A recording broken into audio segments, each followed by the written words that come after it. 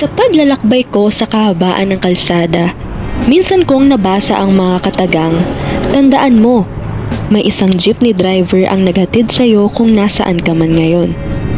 Nakakataba ng puso dahil ito'y totoo. Samot-saring pangarap ang naglakbay kasama ang mga hari ng kalsada. Iba't ibang kwento na rin ang minsang dinala ng mga jeep. May naging matagumpay na nakarating sa paroroonan, may ilan na patuloy pa ring naglalakbay, may iba naman nakasasakay pa lamang. Dulan ng mga jeep ang iba't ibang sibilyan na naglalakbay kasama ang kanilang mga pangarap. Nariyan ang mga nangangarap na maging guro, alagad ng mabuting batas, maging mga doktor at nurse, at kung sino-sino pa. Hindi rin mawawala ang nagbibigay kulay sa minsang dumidilim na mundo. Ang mga alagad ng sining.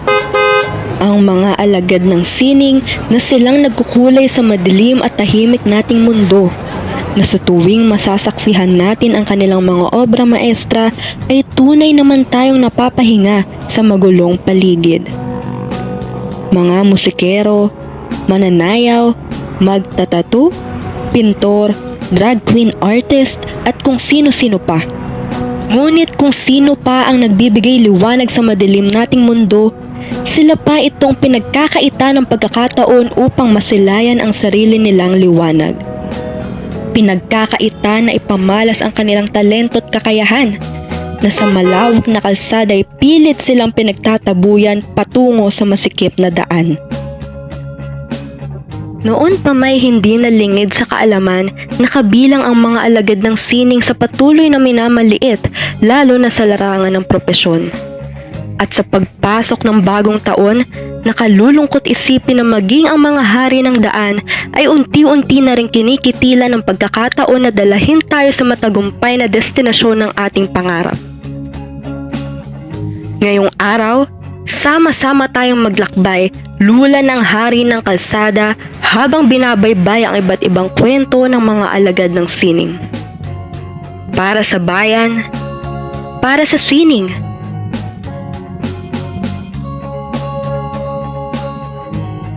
Para po sa Kalye Teresa.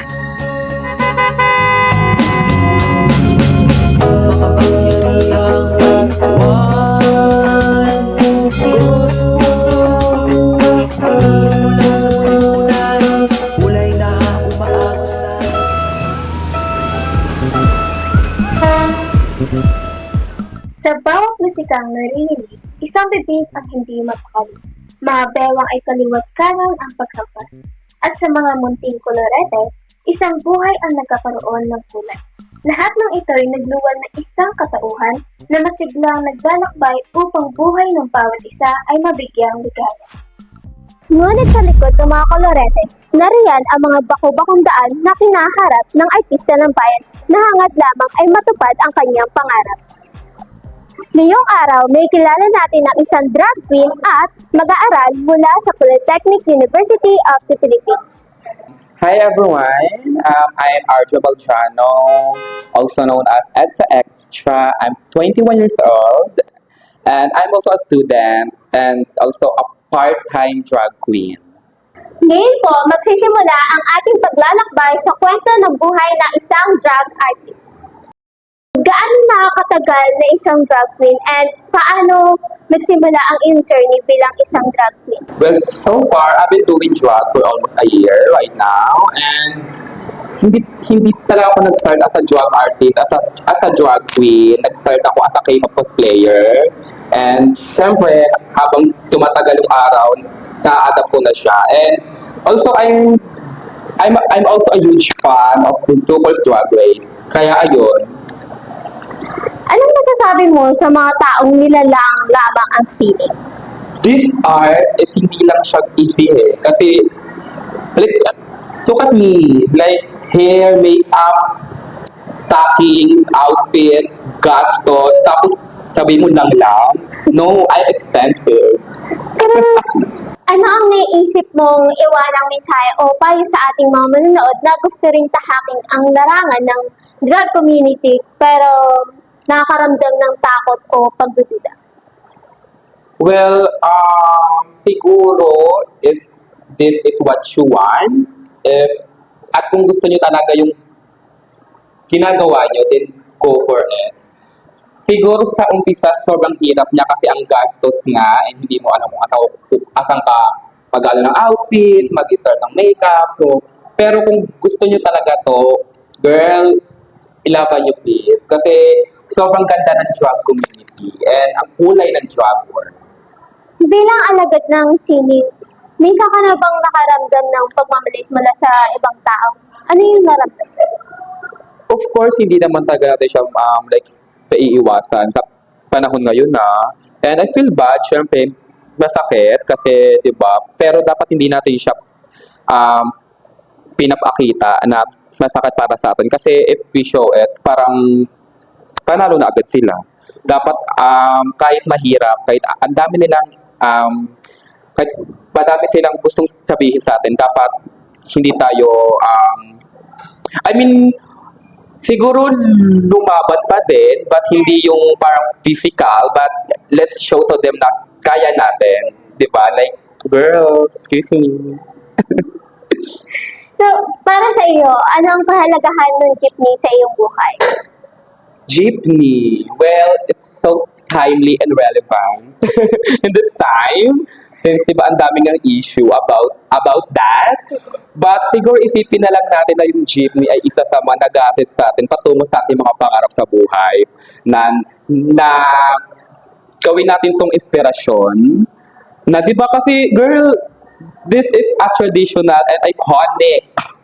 So, and siguro, and ang jeepney din ay isa sa mga parang pag tumasakay ako in drag, I already try it. Naka-jog ako din jeep and kahit ang init niya, pero wala. It's the fantasy for me. So, no to jeepney pays out.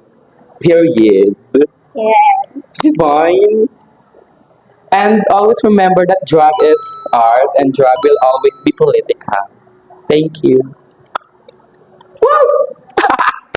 Ay, God! Kasama ba yun? Pabog yung sagot mo dun, ma. So, maaari mo bang iparana sa akin kung paano ang maging isang drag queen? If you want it, gusto mo ba? Go ako dyan! Go natin yan.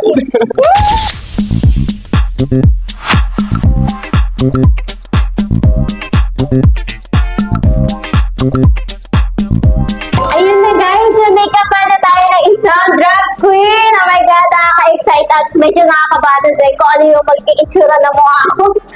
So sana, it's really an honor talaga na magpa-makeup sa isang drag queen. So ayun, check na natin!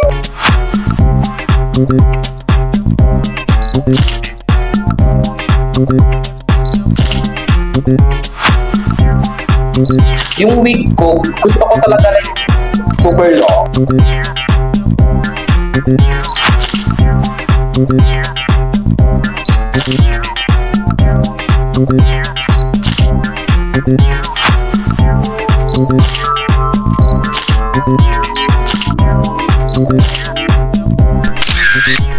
Diba?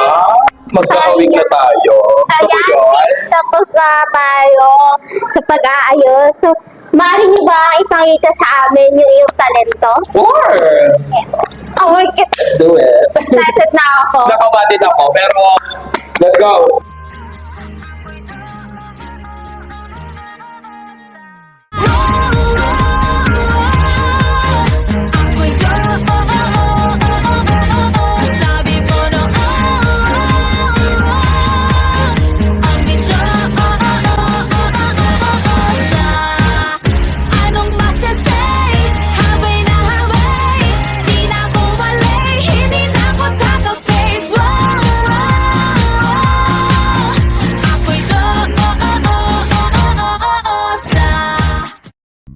Ngayon, narinig na natin ang kakaiba at makulay na kwento at biyahe ng buhay ni EDSA Extra.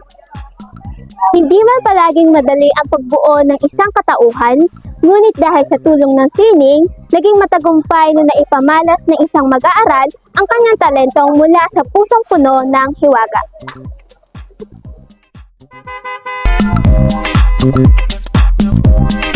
Sa salin ng musika, kakaibang indak ang nagdadala sa ating patungo sa kasiyahan.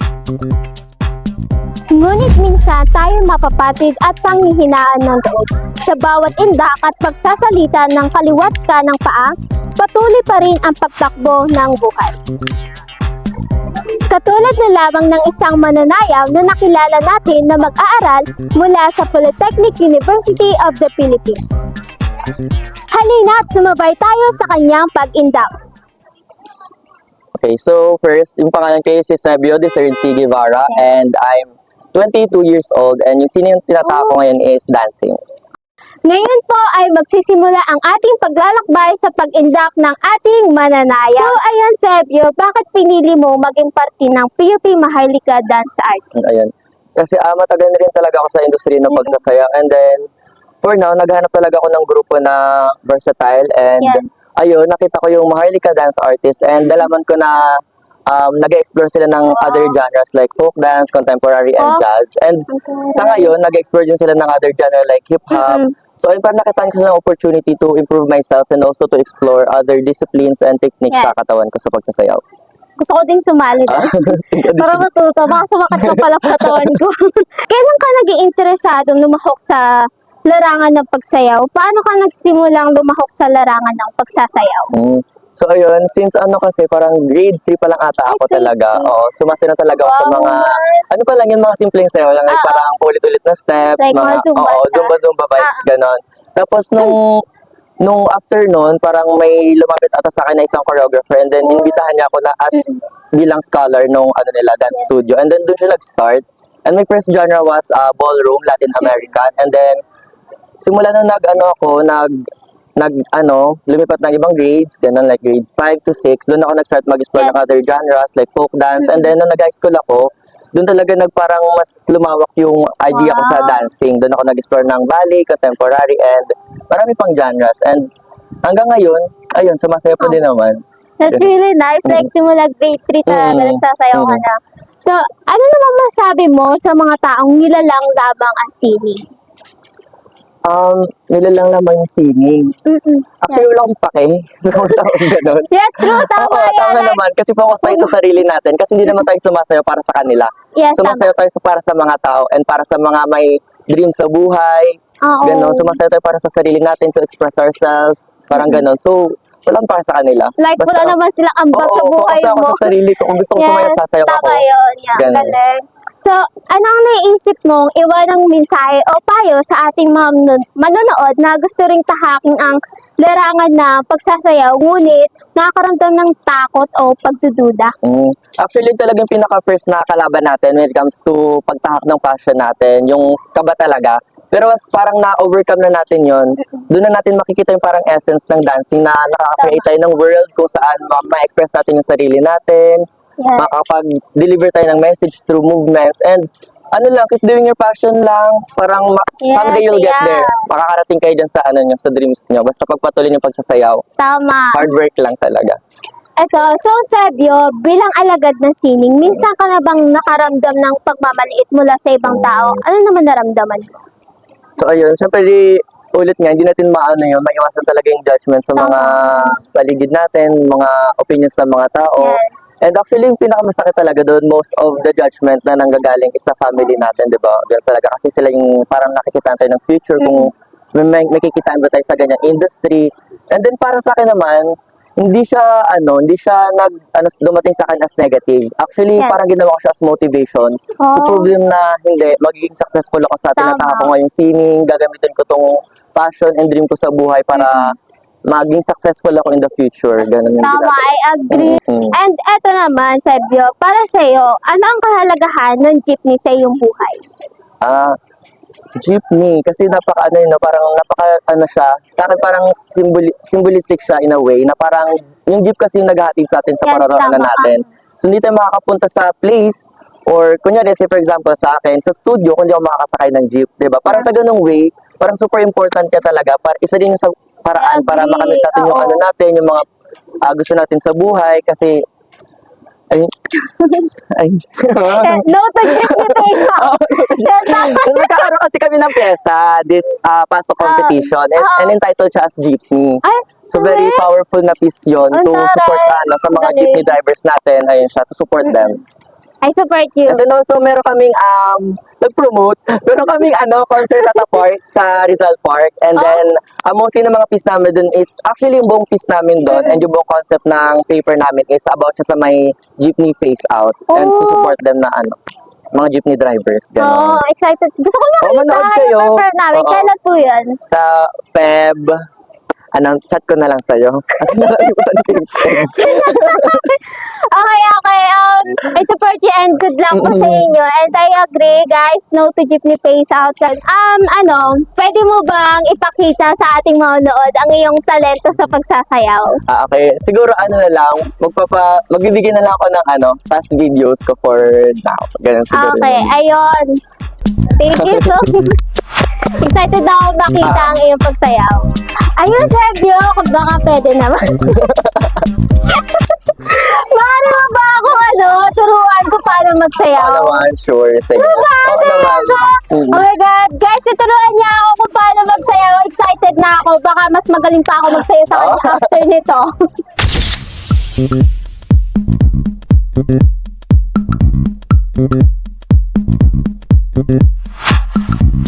So yun guys, hello! Tuturuan ako ngayon ni Sebio ng sayaw. Ano sayaw ba ang ituturo mo sa akin? So, ayan, para deeply rooted tayo sa Filipino culture, yung tuturo ko sa'yo na sayaw is folk dance. Fundamentals. Folk dance daw. Yes, Ay? fundamentals tayo.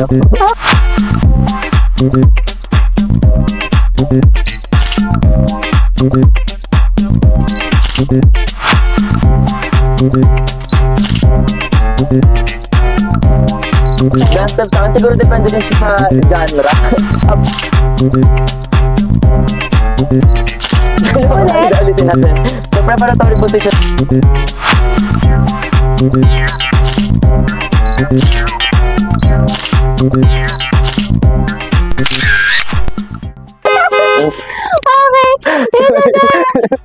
Thank you so much po. Okay, thank you so much, Galing mo, guys. Ngayon ay nasaksihan natin ang pag-indak, kwento at biyahe ng buhay ni Sebio. Ang buhay ay isang mahabaang sayaw, magdadala ng pagod at panghihinayang, ngunit madalas nagdadala ng saya at kaligayahan.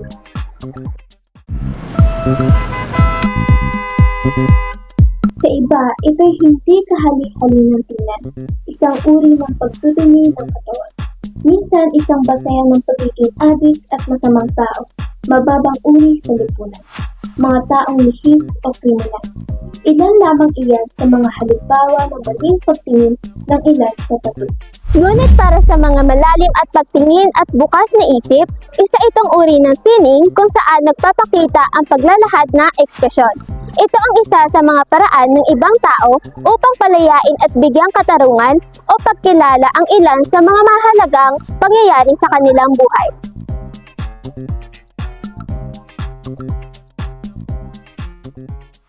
Ako si Angelica Faye Pitpit, tapos ang nickname ko, ang tawag sa akin ng mga kaibigan ko ay Faye. Ako ay 22 years old na, tapos ang ginagawa ko ngayon sa buhay ay student ako sa College of Architecture Design and the Built Environment, 4th year BS Interior Design. Pero sa side na hustle, ako, freelance artist, yung mga medium na ginagamit ko ay nagtatattoo ako, graphics design, pati digital arts. That's nice. Tatato. Oh my God. So yun, humbanda na po tayong lahat na marinig ang kwento ng buhay ng isang magtatato na siguradong tatatak sa ating puso't isipan. So ayun, Faye, bakit mo napiling maging tattoo artist? Actually, na-influensyahan lang din ako ng mga kasama ko sa iba't ibang mass organizations. Kasi yung mga mass organizations, tinatawag din natin silang cultural worker. Pag cultural worker, mga artist sila, tapos iba-ibang media. Tapos meron akong kaibigan, tawagin na natin sa pangalang Maya. Ayun, parang siya yung nag-udyok sa akin na, ay, gumagawa ka ng mga designs, diba? Ba't di mo i-try mag-tattoo? Tapos nakita ko yung mismong medium na hand poke parang mas okay siya relatively. Parang mas creative yung side niya compared sa machine learning. Ayun. Taray naman. Aware ka ba na may mga tao pa rin ginagawang simbolo ng pagiging violente, kriminal, o addict ang mga individual na may mga tattoo? Oo, dahil sa lipunan na kinagagalawan natin ngayon, talagang Tama.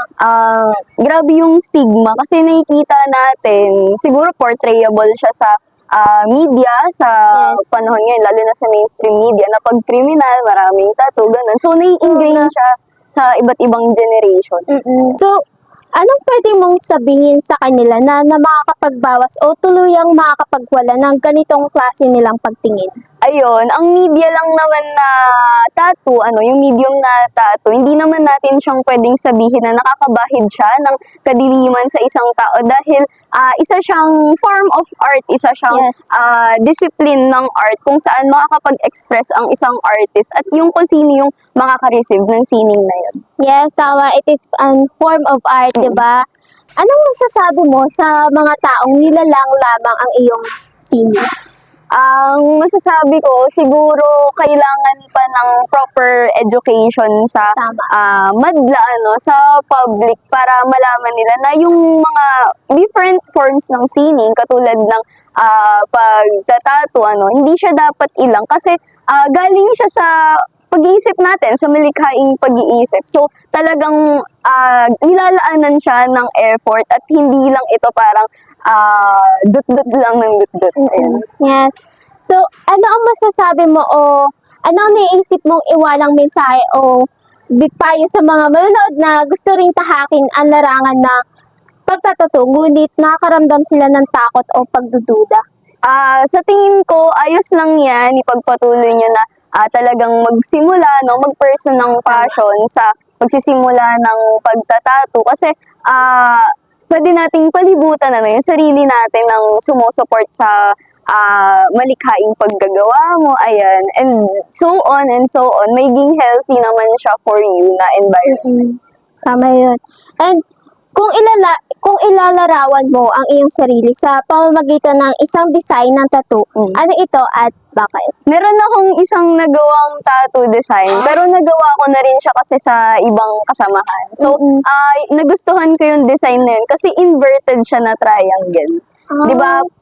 Yung nagsisimbolo sa lipunan kasi natin ay triangle na ganyan. So, nasa taas yung parang mga oppressors, tapos nasa baba yung na-oppress. Tapos, ang ginawa kong design, nakabaligtad siya na tatsulok kasi mas okay na yung mga na-oppress ay sila yung nasa taas. Tapos, hindi lang siya, regular na inverted triangle. Meron siyang parang curvaceous na mga shapes. Meron ka bang tattoo and maaari mo bang ibahagi sa amin kung ano yung kwento sa likod niya? Okay. Meron akong tats, pero nasa private area kasi siya. Medyo bawal Bandang ipakita. dito. Medyo mataas na siya sa bikini area. Pero ano lang siya, sparkle na mga diamonds. Kasi yung one time lang na yun, wala talaga siyang meaning at all. Parang, siguro umarangkada lang yung manic episode ko. So, parang, may gusto kong gawin. So, ayun, ginawan ko ng sarili ko. Tapos, ayun lang, mas ganun lang. Ang ginagawa ko kasi pag nagtatats ako, parang mas gusto kong gawing canvas yung ibang tao. Ang cute naman yung diamond. So, ayan, Faye, kanina ko pa napapansin na, ano ba yung mga dala mo dyan sa likod niya? Yan, di ba, Ano ba merong kanina? mga materials dito sa likod. Tapos, iba't ibang klase siya ng needle. Tapos, ayan, may needle. Yung yung nadala ko, RL, 7RL. So, ang ibig sabihin ng RL ay round liner. Tapos, etong paper na to, dito ako magdodrawing ng mismong design. Tapos, after kong madrawing yung mismong design, magta-transfer siya dito sa isang sheet ng paper. Tapos, merong isang ina-apply sa mismong skin para mag-transfer mismo yung design para ready siya for tats. Tapos, yung iba pa, meron din akong dalang needle na RS yung name. Pag RS, round shader naman siya. Pang shade naman siya. Yung isa liner, tapos ito shade. Tapos ito yung madalas kong gamitin na ink, dynamic yung brand niya. Kasi parang ito yung pinaka-black talaga sa lahat ng black ink Patingin na. natin. Ayan. Sige, go. Parang nakakatakot, titignan ko. Paano ba? Kung hindi naman siya nakakatakot per se, parang yung pain na pwede mong makuha dun sa paghahanpo kasi yun yung tolerable pain na hinahanap ng katawan. Para siyang stress relieving pain compared sa pain na makukuha mo sa machine, ganun. So, ilan na po yung nagpaano sa'yo, patato? Kung sa loob lang ng organization namin, kasi parang mas sila pa lang yung ini-invite ko, tara, tayo, mag-touch tayo sa bahay, ganyan. Nasa 3 hanggang 4, tapos lahat yun, handbook. Tapos lahat din ng tinats ko sa kanila ay sarili kong design. Okay. So, magkano naman po yung bayad nila based sa mga pinapatato? Talaga ako nagpapabayad Ay, at nagpapabayad? all. Ayoko siyang i-commercialize. Pero kung gusto talaga nilang parang magbigay ng something, sabihin ko, sige kayo na lang mag-provide ng needle, okay lang. Mura lang naman yung needle. Nasa 120 per yung ganyan na pad, isang pad. Ganun. So, ayun, sinong gusto mong tatuan? Yung Matatuan. Sino ba? Sige, sabihin na lang natin yung founder kasi hindi din naman ako parang magiging talagang isang progressive na artist kung hindi ako pumaloob sa isang mass organization. Yung mass organization na yun, Panday Singing. Tapos, ang pinaka-founder niya noon ay si Bonifacio Ilagan. Ayun. Tapos, gusto ko siyang tatuan, ganyan. Siguro logo ng PSTV. Ayun. Kaya yun yung gusto mo, talaga. Eto, last question to para sa'yo. Sino yung idol mong nagtatato? Hindi siya ganun kakilala in mainstream. Pero meron akong isang idol talaga na nagtatats. Ibang mass organization siya. Pero ang artist name niya ay si Gracia. Gracia? Hindi siya, ano ang sa galing niya. Hindi siya mainstream, pero Bilang alagad ng singing, minsan ka na bang nakaramdam ng pagmamaliit mula sa ibang tao? Anong yung naramdaman? sa tingin ko, inevitable naman yung pangmamaliit talaga, lalo na sa bansa natin. Kasi yung sa bansa kasi natin, parang hindi naman masyadong napopromote yung artistry, yung pagtahak sa art journey ng isang tao. Kasi super ang pinopromote sa lipunan natin ngayon yung mga STEM-related courses, mga ganyan. So, meron talagang pangmamaliit sa interpersonal man or intrapersonal. True. And para sa'yo, anong kahalagahan ng jeepney sa iyong buhay? Kung sa usapin naman ng mga jeepney, syempre yung mga jeepney, ito yung mode of transportation, no, na talagang magdadala sa atin kung saan yung paroroonan natin. So, ito yung pinaka-broad na way of transportation. So, kung gagawin at i-phase out yung mga units, tatanggalin yung ganong mode of transportation, malaking sagka ito, malaking endanger ito sa kultura and sa pamumuhay ng mga Pilipino. Ayun. Ngayon ay tumatak sa atin ang makulay na kwento at biyahe ng buhay ni Faye. Faye, thank you! Maraming salamat po sa pagpunta rito at sa pagtanggap ng aming paanyaya. You're welcome!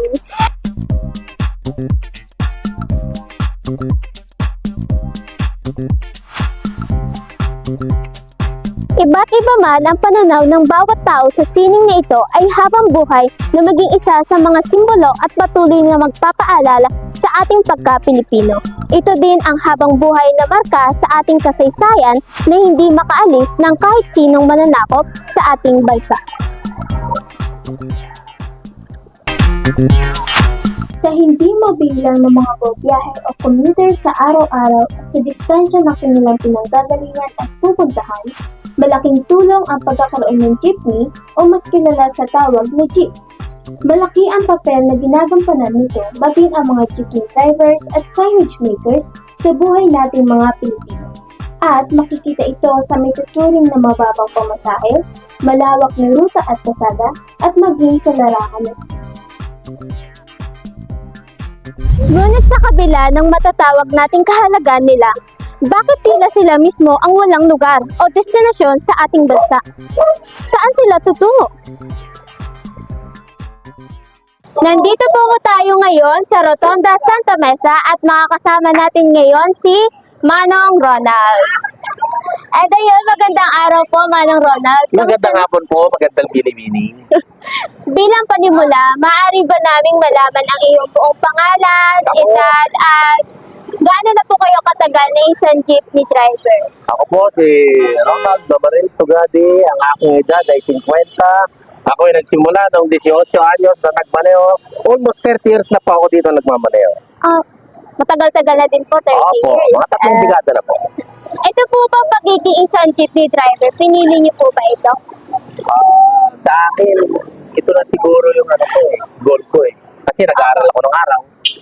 Medyo nakapak lang tayo ng kuleyo, hindi naman tayo nakatapos ng kuleyo. Kaya dito, bagsak natin. Ang aking magulang kasi isang diamak na jeepney driver din. Opo. Kaya minana ko lang sa kanya. Tawag doon, sinundan mo lang po yung Sinundan ko lang yapak po na. yapak ng aking magulang. Ganun naman. Maganda naman po. At ayun naman po, pag-usapan naman po natin yung mga design sa mga jeep. Ano po naging inspirasyon nyo sa mga painting na nakapaligid sa mga jeep nyo? Mga painting natin sa mga jeepney, yan ay nagsisimbolo ng mga katulad ng lawin dito sa Pilipinas.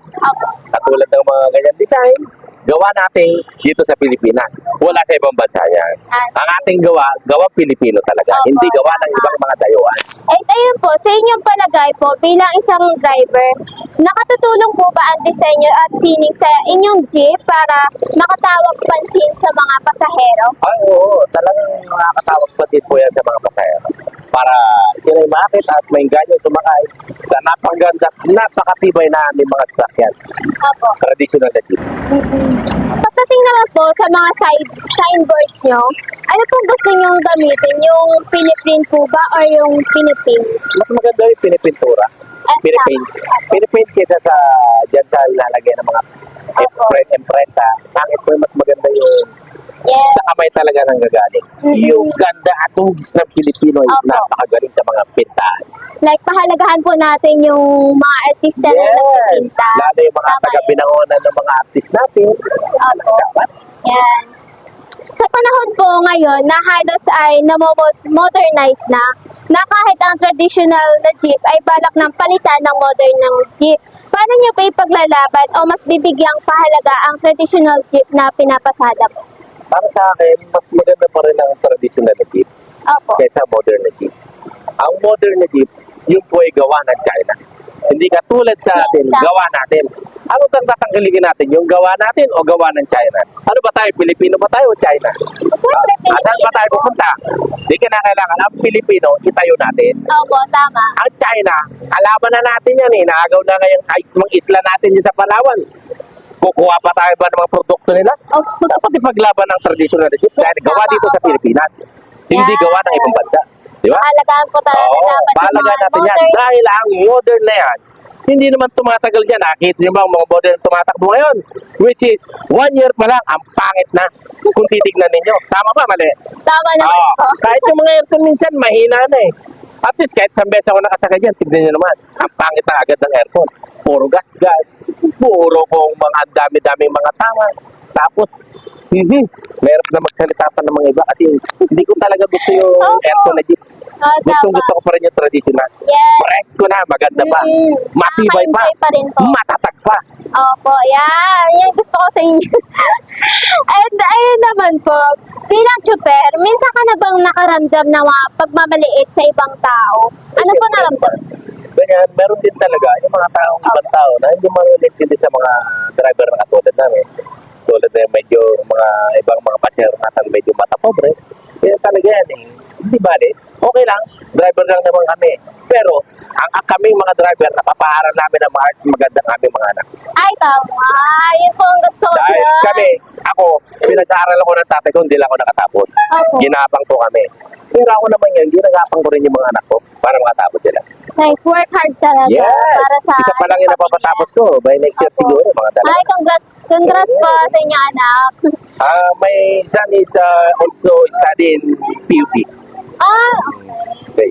Taray naman. And then, para po sa inyo, ano po ang kahalagaan ng jeepney sa iyong buhay?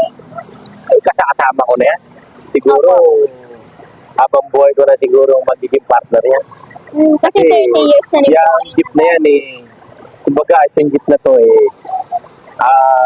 kinamulat ko na yan. Para ko na rin siyang kapatid o kapamilya. Opo. Bakit? Kasi yan, halagaan mo yan para sa iyo. Diyan ka kumikita, diyan ka kumukuha ng pangkain araw-araw.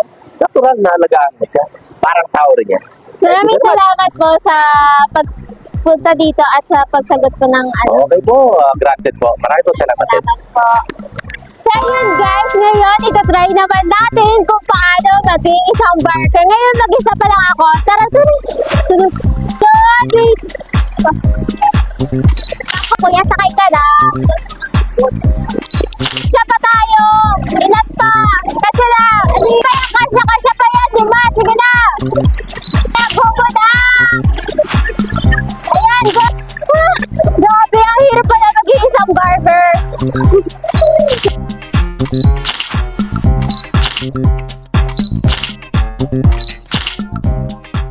Ayan, dito na po kaya para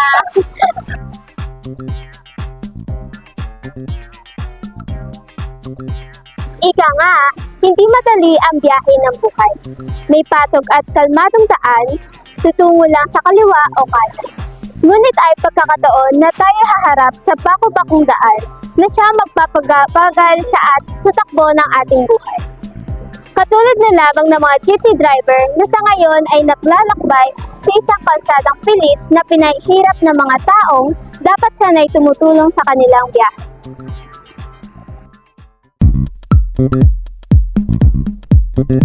Katulad ng mga jeepney drivers, hindi rin naging makulay ang naging pagpapaalam ng mga signage makers sa taong 2023. Kahit ang pagsulubong nila sa taong 2024, dulot ng isinusulong na jeepney modernization.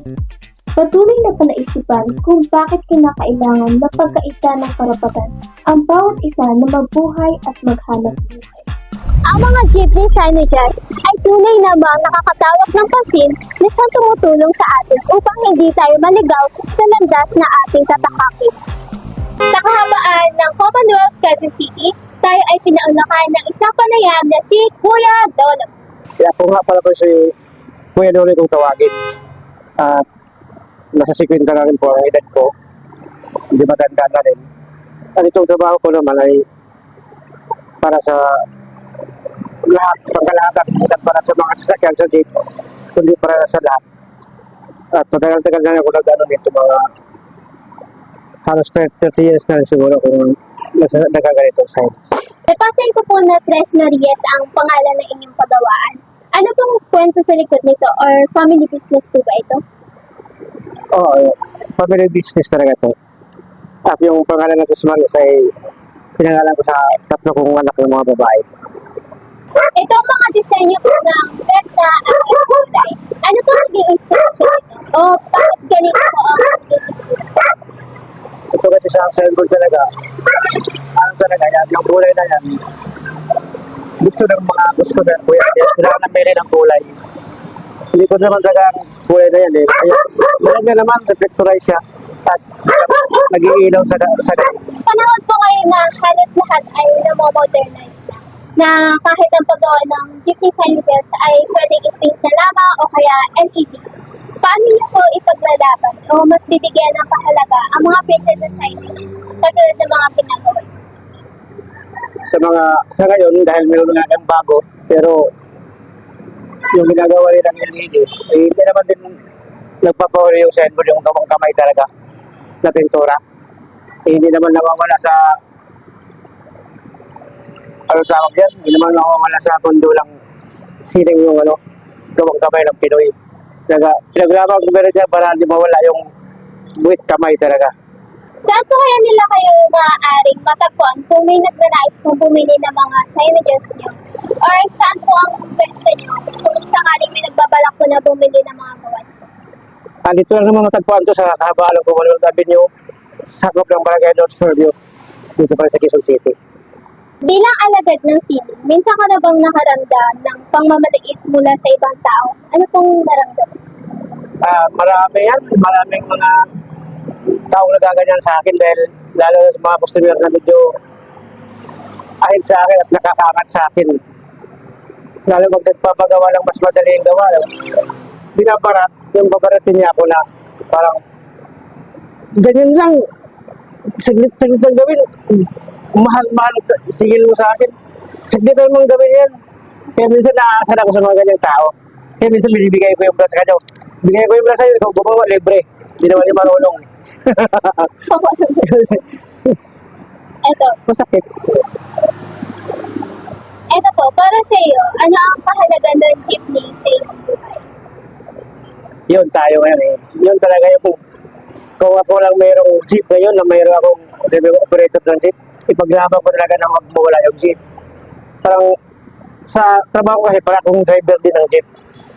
Pag nawala yung mga lumang yung jeep, mawawalan ako ng trabaho. Para sa akin, jeep na gumagawa ko ng mga signboard ng mga jeep, yung mga karatula na yan. Ilang libong jeep dito, mga luma, kaya kung tatanggalin yan. Di, sa kada isa na lang, kahit isang signboard na lang, kahit sabihin ng 30 pesos. Di, ang laki nang nawala. Kaya parang papatayin na nila kami. Ayan, maaari po ba namin makita kung paano kayo gumawa ng isang jeepney signage? Oo, simple lang, madali lang. Pwede niyong titingnan kung sinong gusto mo mag-aral. Pwede mong turuan.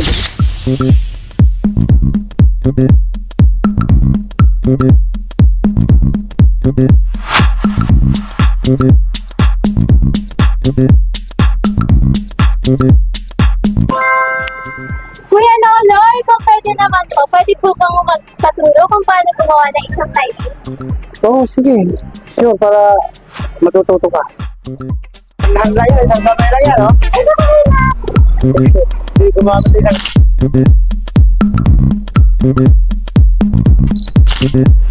Dahan lang. Relax. Isihan mo lang.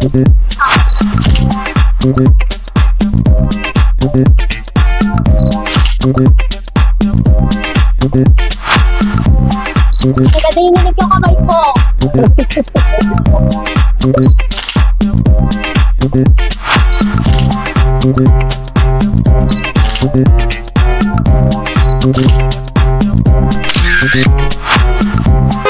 Ayan guys, tapa! Kudi pa! Oh my God! Pwede na ako gumawa nito. Apprentice pa lang yan, pero marunong na, oh. Ayan, Kuya Loloy, maraming salamat po sa inyong pagtanggap sa aming pagyaya at sa pagpapakita sa kanila ng inyong talento o sining at sa pagturo na rin po sa amin kung paano gumawa ng isang signage. Okay. Thank you po! Ano man. Tunay na kaakit-akit ang mga jeepney signages na ating nakikita. At hindi maitatanggi na ang paggawa nito ay isang talento at produkto ng sining. Naging makulay ang ating biyahe at sa tulong ng mga karatula ay hindi tayo naligaw sa ating paglalakbay. Ang mga signage na ginagamit sa mga jeep ay naging inspirasyon sa maraming tao. Ang ilan sa mga likhang sining sa ngayon ay may impluwensya ng jeepney signage. Isa na rito ang font na tinatawag na Quiapo Free na gawa ni Aaron Amar. Ang font na Quiapo Free ay may taglay ring katangi-tangi at kapansin-pansing anyo at estilo kagaya ng mga letra at salita sa isang jeepney signage. Umani ito ng positibong reaksyon matapos ibahagi ni Amar ang kanyang likha sa publiko. Ngayon, narating na natin ang ating tagpuan, ang huling destinasyon. Nilakbay natin ang mahabang kalsada, narinig ang sunod-sunod na busina, huminto sa bawat pulang ilaw at muling nagpatuloy matapos ang sandaling pagpapahinga. Hindi naging madali ang paglalakbay, ngunit ang mahalagay sama-sama nating narating ang dulo ng kalsada. Nagsimula tayo sa Calle Teresa, sumakay tayo sa hari ng kalsada at sumabay sa atin ang iba't ibang kwento. Namangha tayo sa panibagong mundo ni EDSA Extra na patuloy na nagtatanghal para sa sining, para sa bayan, at para sa kanyang pangarap. Nasaksihan natin ang patuloy na pag-indak ni Sebio para sa sining at para sa bayan. Tumatak sa atin ang matapang na kwento ni Faye para sa sarilit, para sa bayan. Kasama tayo sa pag-abante ni Kuya Ronald para sa kinabukasan ng kanilang pamilya at para sa madla. Naging makulay ang ating biyahe dahil kay Kuya Loloy, para sa sining at para sa bayan. Iba't ibang kwento, iba't ibang paraan upang makarating sa destinasyon, iba't ibang sandata at iba't ibang pangarap. Ngunit iisa lamang ang kanilang nais na makamtan. Iyon ay ang makilala sila at magkaroon ng puwang sa malaking kalsada ng buhay ng bawat isa. Narating na natin ang ating destinasyon, ngunit hindi pa rito nagtatapos ang ating paglalakbay. Patuloy tayong aabante at magbibigay kulay sa malawak na kalsada. Hindi tayo titigil hanggat may isang alagad ng sining ang naglalakbay sa makitid na daan. Tunay ngang dahil sa isang tsuper at maging dahil sa sining, narating ko ang aking destinasyon. Mulit muli at para sa sining, lagit-lagi para sa bayan. Naway kung saan man tayo naglalakbay, dalahin tayo ng hari ng kalsada sa matagumpay na destinasyon at magkita-kita tayo sa sarili nating Calle Teresa.